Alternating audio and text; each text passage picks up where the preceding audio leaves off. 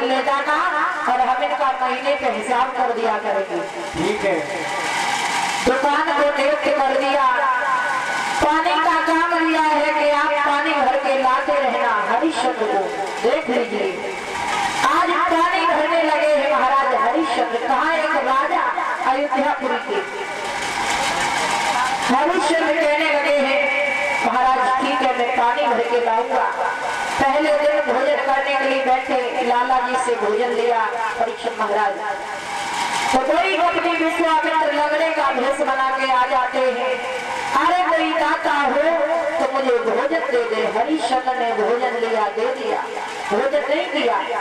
दूसरे दिन भोजन करने के लिए बैठे, कोई अपनी विश्वामित्र एक अंधे का भेष बना करके आ गए, कोई दाता हो हमें भोजन दे दे, वो भी भोजन दे दिया।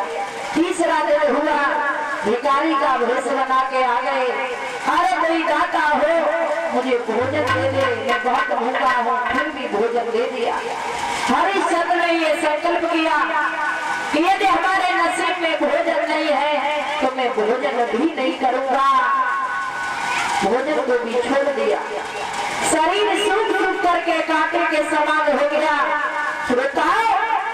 लेकिन भोजन नहीं किया। दानवीर राजा हरिश्चंद्र ने पानी भरने के लिए नदी पर पहुंच गए। माता बहनाओं, शरीर में इतनी शक्ति नहीं रही, इतनी सामर्थ्य नहीं रही जो कि जल के कलश को उठा करके सर के ऊपर रख लेते। महाराज दीपक जल रहा है, जला दो आप। और जब सर के ऊपर नहीं रख पाए, देख रहे हैं कोई आ जाए तो हमारी गागर को उठवा दे। देखा है रानी तारा चली आ रही है सामने से, और जब तारा को देखा है तो कहने लगे हैं महाराज हरिश्चंद्र अरे ओ तारा मेरी इस गागर को उठवा दे। और जवाब दिया है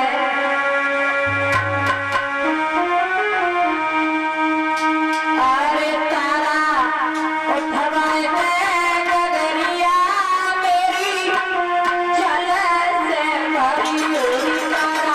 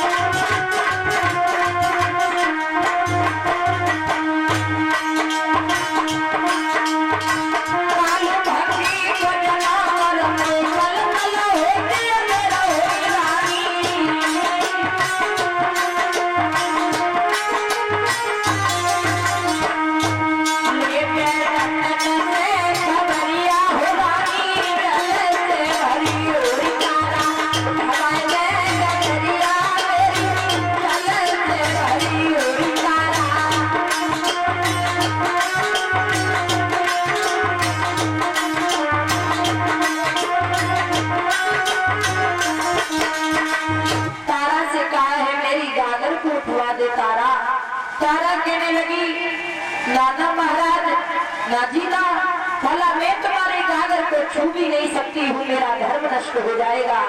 भैया तारा ने कह दिया महाराज तुम्हारे हाथ में एक मेहकर का घड़ा है, मेरे हाथ में एक ब्राह्मण का घड़ा है, मैं तुम्हारे घड़ा को छू भी नहीं सकती, मैंने तुम्हारे कलश को छुआ तो मेरा धर्म नष्ट हो जाएगा। महाराज गहरे जल में घुस जाओगे तो घड़ा उठ जाएगा और तने का सहारे पानी को लग जाएगा। महाराज गहरे जल में घुस करके आप घड़ा को उठा लीजिए, पानी का सहारा लेकर के मैं घड़ा को नहीं उठवा पाऊंगी। हरिश्चंद्र कहने लगे तारा एक दिन वो था तू मेरे साथ में बिक गई और एक दिन ये कि तू मेरे घड़ा को नहीं उठवा सकती है। तारा ने अपने घड़ा को भरा और मैया तारा वहां से चली गई। महाराज हरिश्चंद्र ने जल का सहारा लेकर के घड़ा को उठा तो लिया, लेकिन शरीर में इतनी शक्ति नहीं थी जो घर तक पहुंचा पाते।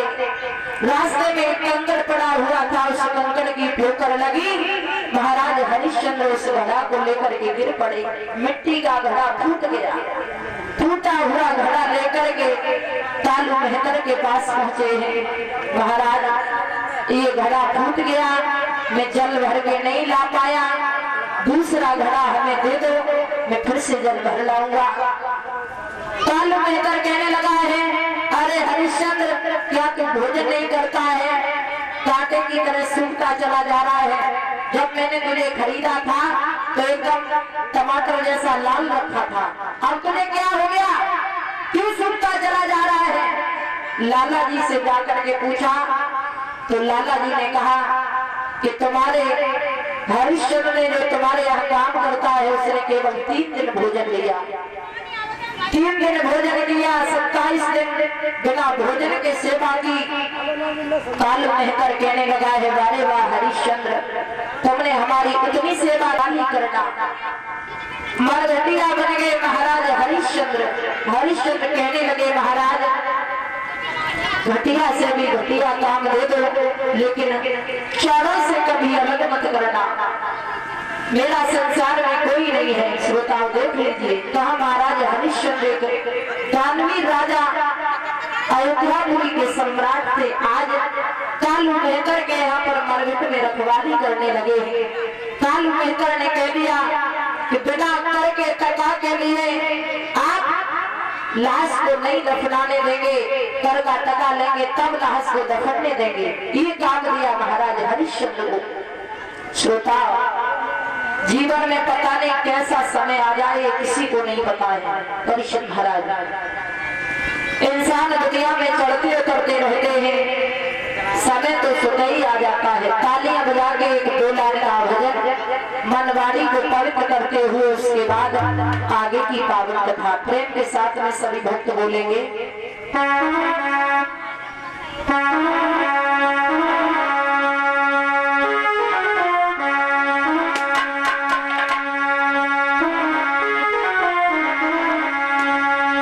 एक ब्रज की सखी बोली है भगवान कन्हैया के बारे में,